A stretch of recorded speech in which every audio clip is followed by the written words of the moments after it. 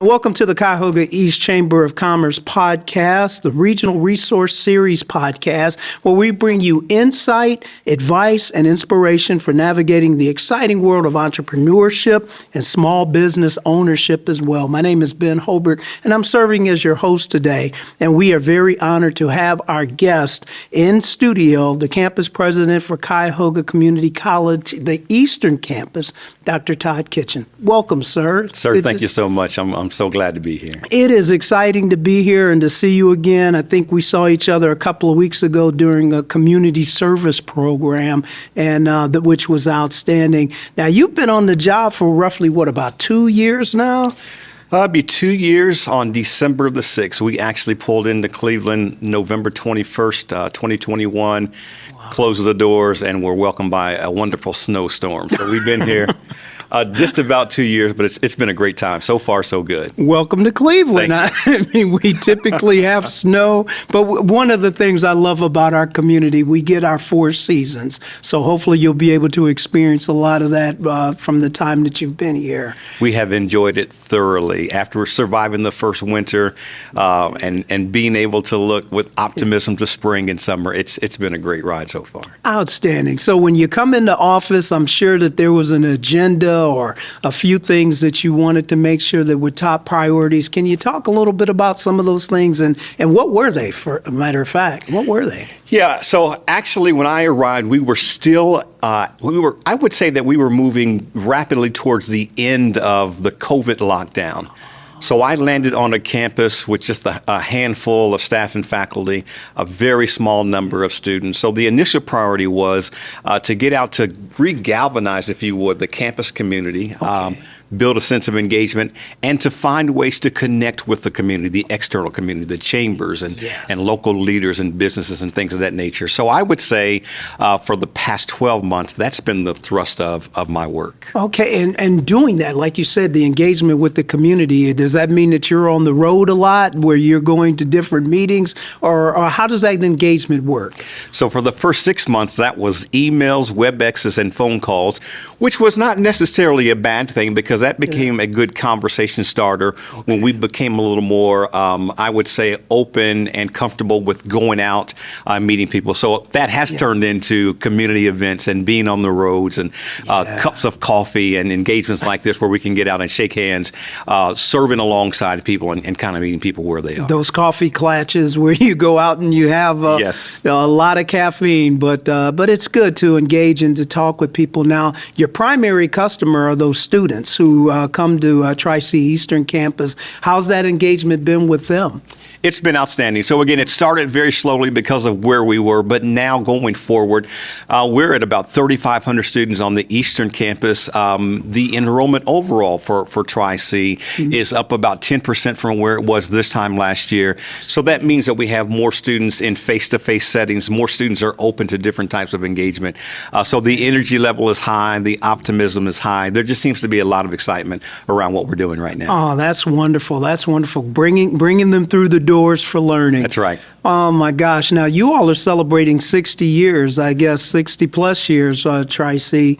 You've done an outstanding job from my understanding. I know Claire Rosacco, as the name rings a bell to you, probably members of our audience may not be aware, but she does a lot of marketing and communications for Tri-C. I mean, you all have been out there and you've opened the doors to get people to come who may not have been exposed to higher education, if you will. Can you talk a little bit about your initiatives to get even more coming through the door, if you can? Yeah, absolutely. So Tri-C, as you alluded to, we've been in business now for 60 years. And over the course of that 60 years, have been able to touch and provide education to nearly 1 million people here in Cuyahoga County and beyond. So what I would say the focus of our work is now is remaining relevant for a rapidly changing job force. So much more emphasis on technology, much more emphasis on having portable skills.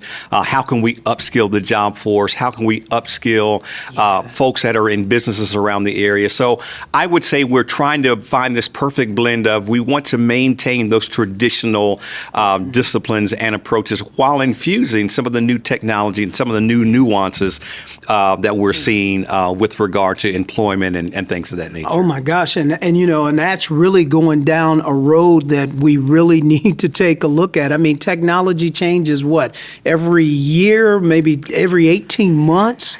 It is. I heard a stat on artificial intelligence, and I won't quote it verbatim. I'll just give a ballpark. But it was a stat that talked about how quickly it has been deployed and how long it took certain social media platforms to deploy. Yes. And AI is deploying, I would say, 10 to 15, if not 20 times quicker than our traditional social media platforms. So it's quite the advent of technology. Oh my gosh. No, so Tri-C is working in that space as well, I'm sure, as far as when it comes to artificial intelligence, to make sure that your students are aware and learning how to engage this new platform. So that's a very complex topic that we are actively working through, and I would like to say that we are addressing this through two lenses. Mm-hmm. One, how do we maintain academic integrity? We still have a responsibility to make sure that our students are equipped with outlines, understanding research and key points and things of that nature. So we still want to do that, but we also have a responsibility to expose them to this technology, because this is what they're going to face, be it in their future education, their future job opportunities. It's here to stay, so we need to learn how to manage it, regulate it, while working with it to maximize our own individual potential. And it seems like just about every day you'll watch a newscast or you'll see something in the newspaper or a magazine where it's referencing how AI is having an impact on the way people do business. Absolutely. So, trying to keep up and making sure that like you say, you remain pertinent to the conversation. Yes, sir. Now let's talk about this, because obviously the chamber, one of the things that they're looking to try to do is to help build businesses. So, having conversations with the students, obviously your faculty and staff are working hard to make sure that those students are prepared for business. Can you talk a little bit about the offerings that may be available at the Eastern Campus? So someone like Ben Holbert wants to start a business. Can he come to Tri-C and learn the nuances of it? He absolutely can. So there are a couple of opportunities that live at the Eastern Campus and at our corporate college East specifically, where we're doing some things to provide entrepreneurs an opportunity to interface with the local business leaders that have this experience. So we've come up with a statement that we call the convener of critical conversations. And what that means is we are reaching out into the community to pull together people with certain backgrounds and expertise, and making their knowledge and making their expertise available to people who may not want to start with the traditional path towards education, because they are in a space where they want to launch a business. They're thinking about how they develop a business plan.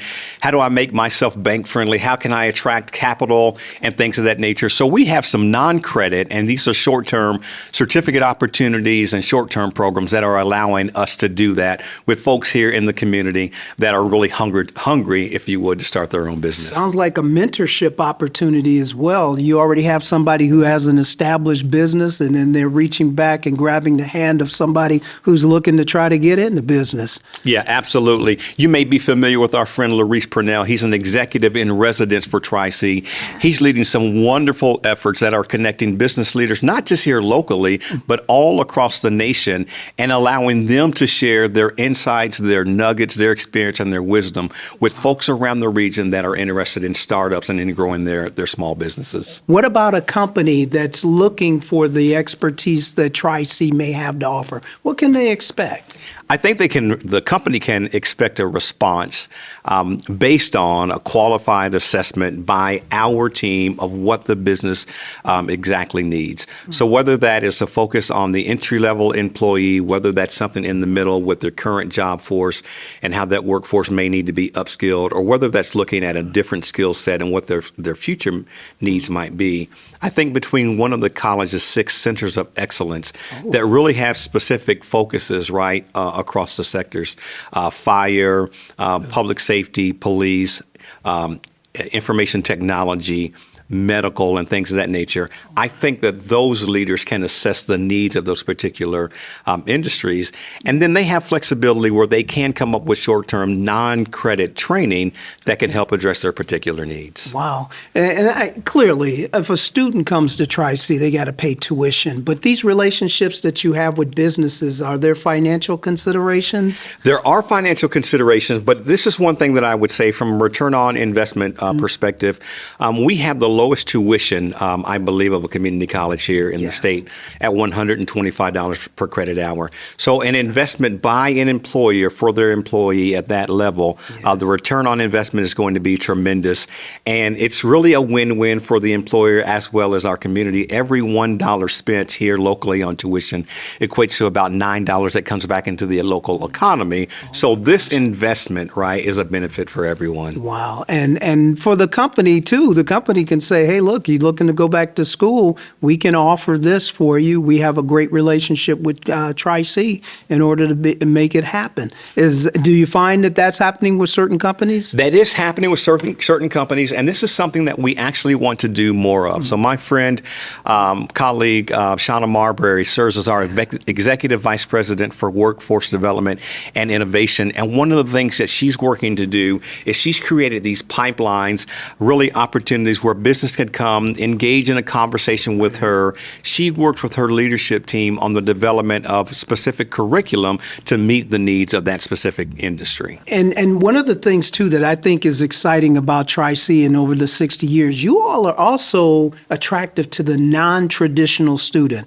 So somebody may say, oh, you're going off to college, you're between the ages of 18 and 20 or 24, but now you all are out there attracting those people who may have a secondary, they're launching into their secondary career.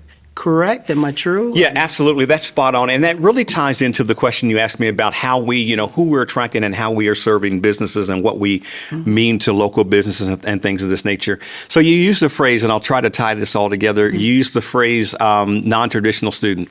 I was a non-traditional student when I went back to school to finish up my education, meaning that I was not in that 18 to 19-year-old age group, but I had gone off and done some different things after military service.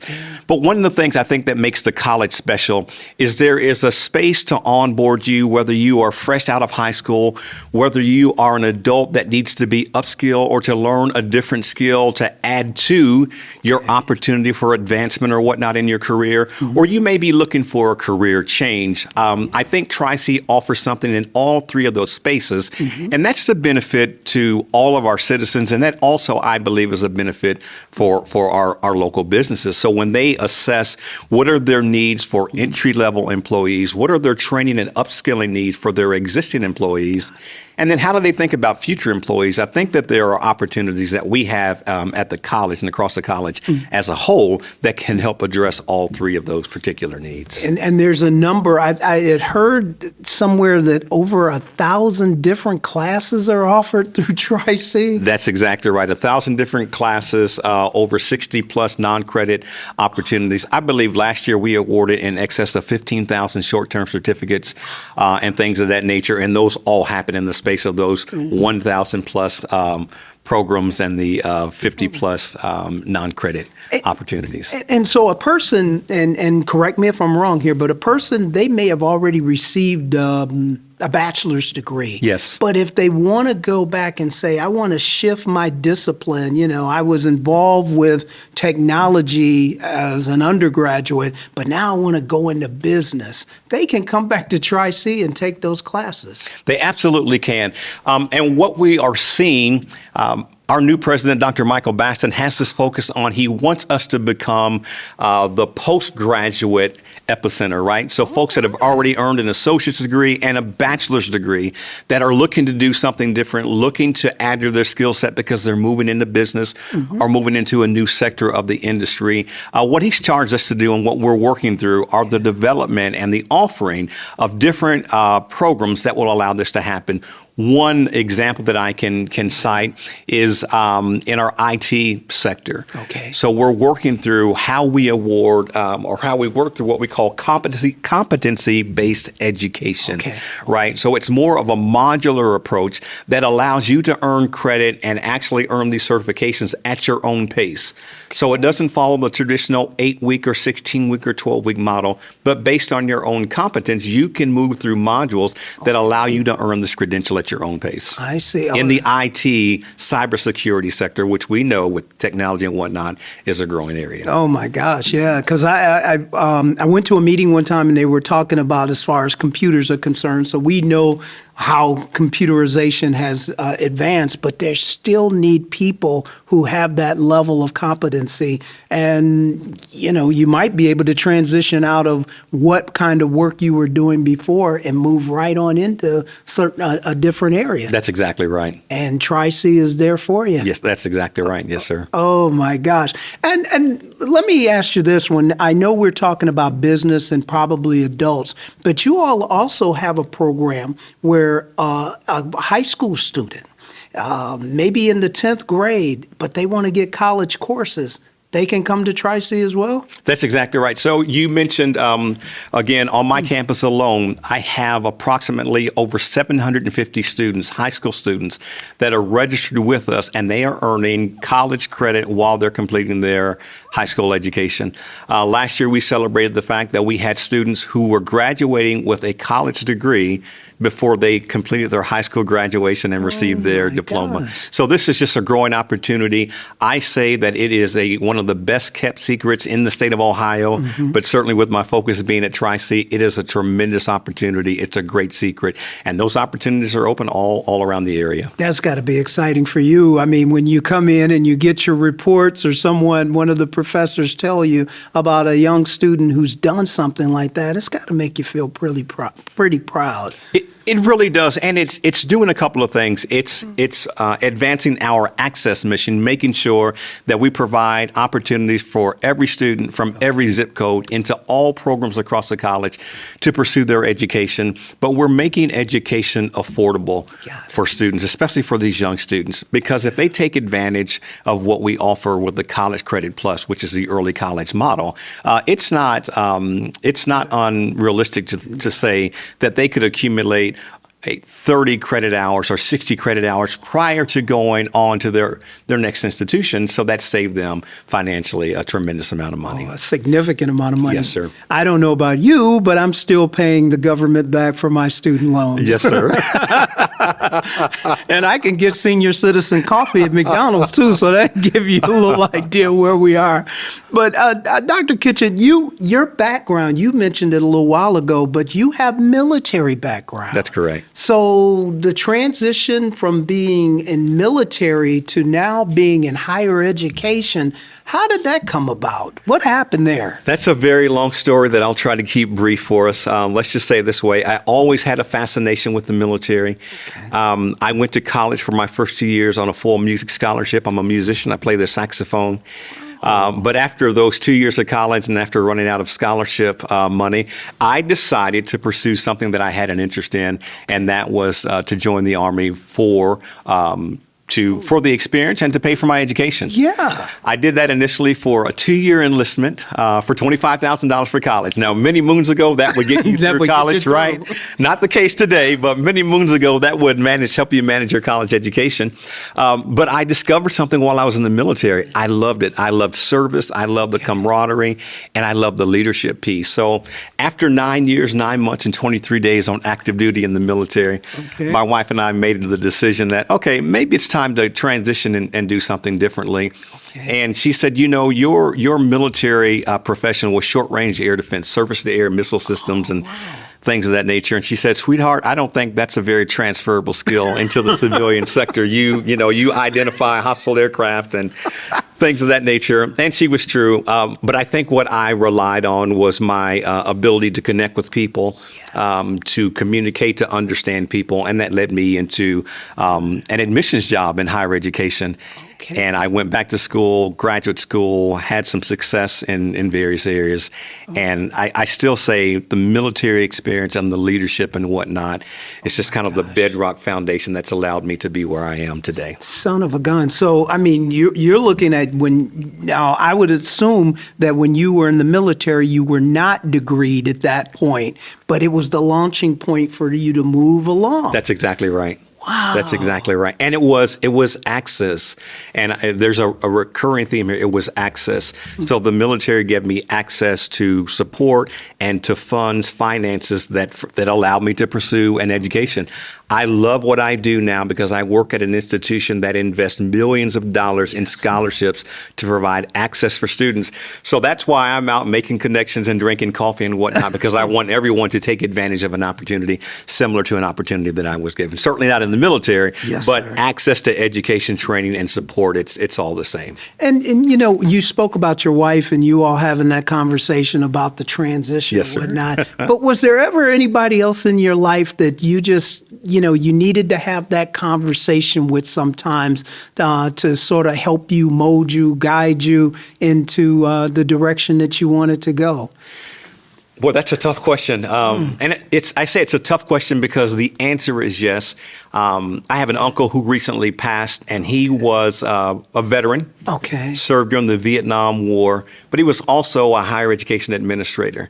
Okay. So we maintained communication. He mentored me from afar, gave me some good direction and some good advice. I followed that, and it paid off well for us. Wow, that's outstanding. Yes, and sir. and I'm sure in your capacity, there's times when you reach back and you lift as you climb as well. Absolutely. There's some people out there that I'm sure that they can point to you for your cogent advice and helping them to move through. I certainly hope that's the case. Oh, goodness. So, again, you talked about the new president of Tri-C. Yes. How is it working for him? Because he's a bundle of energy, Dr. Baston, bundle of energy.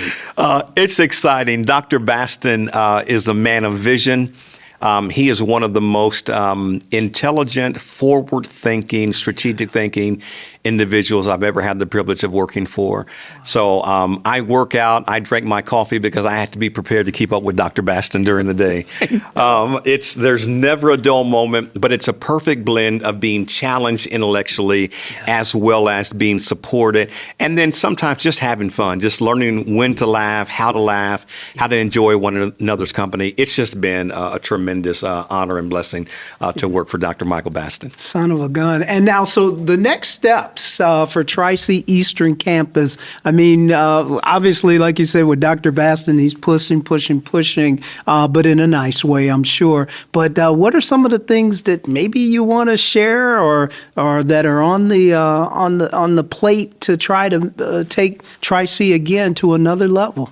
I think without going into too much specificity, I think what we are very eager to do is to continue to collaborate with all of the members of our community to lift our community. Yes, sir. I think we'll continue to work on investing in relationships and partnerships that will elevate the access and the opportunities that live in my campus, the Eastern Campus, as well as the rest of the campuses around the district. So I think more of the same, but very intentional, if you would, partnerships that allow us as Cleveland, right, to lift this wonderful community. And when you said that sparks another question, though, but you've often heard as an educator about the brain drain.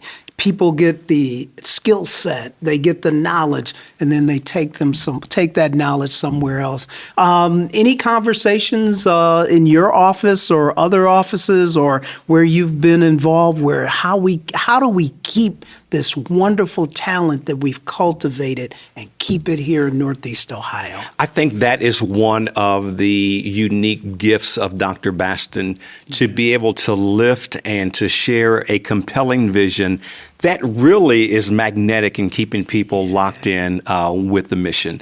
So certainly the college is investing in our professional development without having to say, Todd, we want to invest and you need to stay. I'm compelled to remain a valued member of the team, as others are, because of the opportunity of the work that we have in front of us. We get to do the work that we're doing. It's not it's not this arduous task. We have to do this. We have this opportunity to do this work and to make a difference for our community. Wow, Dr. Kitchen, I'm going to ask you to throw that pitch out there for that student who may be thinking about coming to Tri-C, but sort of on the fence and doesn't know the next step. Is there anything that you could tell them to move off the dime and come on over to Tri-C, get your education?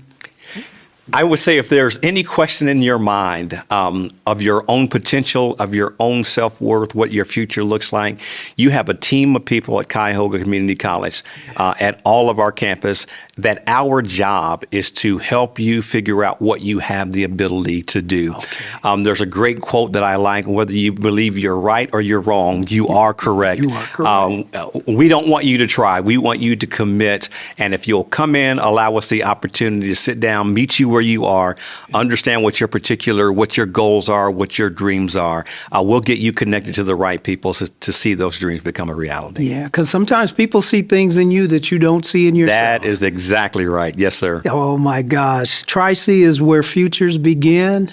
We appreciate you. We appreciate all that you have done. And we want people to continue to follow Tri-C, and then also, too, to make sure that the Cuyahoga East Chamber of Commerce, the Regional Resource Series, that you keep us locked in so we can continue to provide our listeners and our readers and our viewers and everyone with great information as we move forward. So, Dr. Kitchen, thank you again for your time, sir. Know you're busy, but we appreciate your time. My pleasure. Thank you all so much for having me. All right. This podcast was made possible with the support of our sponsors. Find more ways to grow at CuyEast.org.